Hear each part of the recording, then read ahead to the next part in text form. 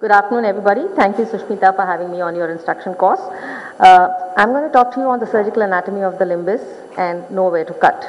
Trabeculectomy, as you know, has been a gold standard for glaucoma surgery for more than 3 or 4 or 5 decades. However, the success of a trabeculectomy depends on knowing where to cut, what to cut, and shepherding the bleb postoperatively. The knowledge of anatomy of the limbus is a must to ensure a good filtering bleb. The limbus forms the border between the transparent cornea and the opaque sclera, and it contains the pathways of aqueous humor outflow and is the site of surgical incisions for glaucoma. The internal limbal border zone between the corneal endothelium and the anterior trabeculum appears to contain specialized cells, some of which are activated to migrate and repopulate the trabecular meshwork after a trabecular injury. This may be the cause for a failed trabeculectomy. We all know that the surgical limbus is as encircled there. The external limbus is formed by the junction of the cornea and the conjunctival epithelia. Mechanisms for differentiation within the epithelial border now appear to be related to multipotential corneal limbal cells. The radius of curvature abruptly changes at the junction of the cornea and the sclera, creating a shallow furrow or a sulcus externally, which is known as the external scleral sulcus. The internal scleral sulcus, formed by the scleral spur, contains the canal of Schlemm and the aqueous humor outflow apparatus. The tenons, which lies just below the conjunctiva, the anterior extent of the capsule of the tenons is a dense collagenous connective tissue which covers the globe, fuses with the episclera and the conjunctiva over a 1 to 2 millimeter band, approximately 2 millimeters posterior to the junction of the conjunctiva and the cornea. That's very important to know, because a zone of 1 to 2 millimeters lies the most anterior extremes of the tenons capsule and the conjunctiva, and the absence of the tenons capsule in this zone may account for the tendency of some eyes to develop thin-walled cystic blebs after a full-thickness glaucoma filtration surgery. We all know that the corneal collagen fibers are typically less than 600 A in diameter. They are arranged in highly regular lamellar pattern and therefore they get the crystalline quality. Whereas the scleral fibers are larger, more branched and not parallel and follow a less regular pattern, leading to the opaque quality. Familiarity with the anatomic landmarks underpins correct performance of all surgeries, and the surgical limbus is known among clinicians as the grey or the blue zone because of the blue-grey appearance of this transition zone when viewed externally after the conjunctiva has been reflected away from the limbus. The blue-grey ring spans a width of about 1.2 millimeters between the white of the sclera posteriorly and the transparency of the cornea anteriorly. So there is what is known as the corneoscleral junction, the anterior boundary of the limbus, which is the termination of the Bowman's membrane and is approximately 0.5 millimeters anterior to the insertion of the conjunctiva.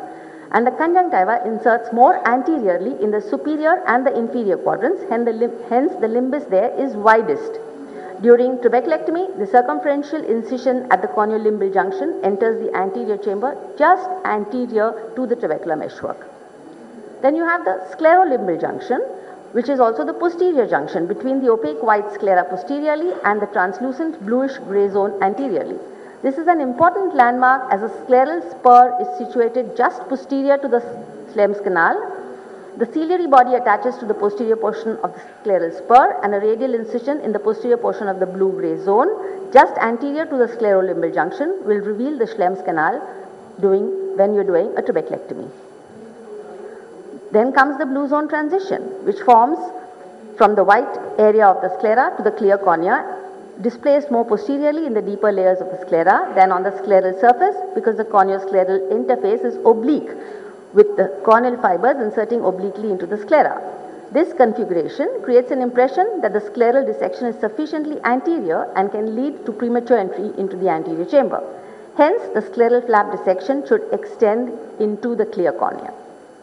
The blue-grey zone mostly corresponds to the internal junction of the cornea and the sclera, which usually overlies the anterior trabecular meshwork in all meridia.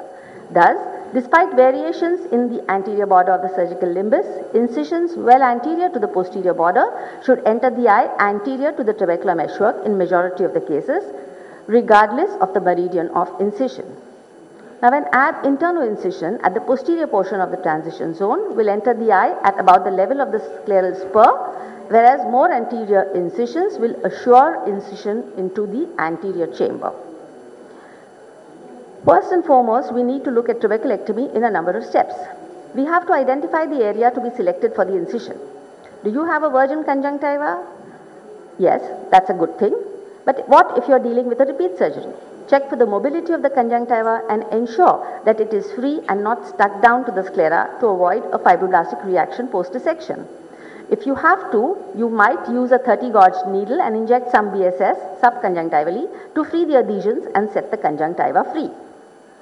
So you can just pick up the conjunctiva with your forceps and make sure that you're dealing with mobile free conjunctiva. Then you've got to look at exposure. A corneal or a limbal traction suture can rotate the globe down, providing excellent exposure of the superior limbus and the superior sulcus, which can be helpful for a limbus-based conjunctival flap.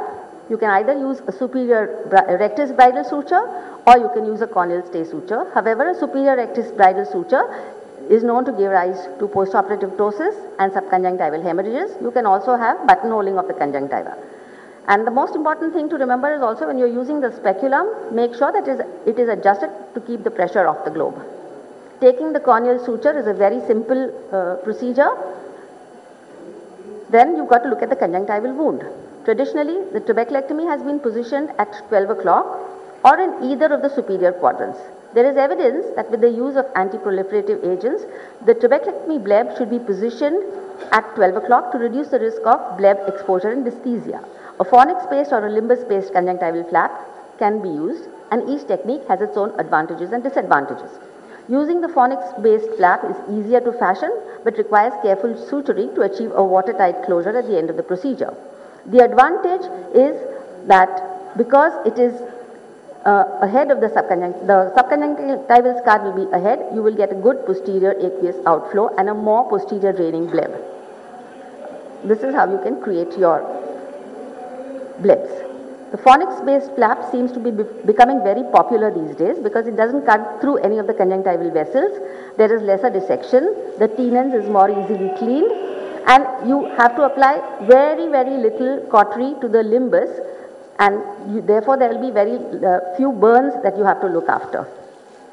In a limbus-based flap, we know that there is this ring of steel that happens, and it is very difficult to acquire a good posterior flow of aqueous. The tenons capsule is something that you have to be really bothered about. In the younger patients, you have a very thick tenons. In the older, of course, it's very thin. But you must make sure that you have dissected all the tenons away so that you get a good, adequate exposure of the sclera. And you must make sure that all hemostasis is achieved when you're dissecting off the tenons. The exact shape and size of the scleral flap really doesn't matter. You can have whatever shape, but you must make sure that you create at least a good horizontal. The base of your flap should at least be big enough to cover the internal ostium. If you are using a fornix-based flap, it is best to avoid dissecting the flap too anteriorly into the clear cornea because you can easily get a wound leakage. After having made that scleral flap, it's important to do a paracentesis so that you have a mode wherein you can get into the anterior chamber and titrate the flow of aqueous even on the table and even post-operatively.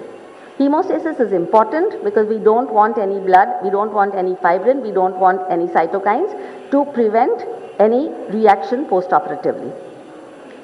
Sclerostomy is commonly created with the use of a punch, but it can be even created with a blade. And the size of the sclerostomy is actually very, very unimportant. It's just got to be small enough and it's got to be covered on either side with a partial scleral flap. That's most important. And the iris that prolapses through the sclerostomy is what you need to cut, and you just need to take a very parallel incision to the iris so that you get a nice V-shaped iridectomy. And the iridectomy should be big enough so that the iris doesn't come and plug your sclerostomy. That's about all of where to cut and what you need to know.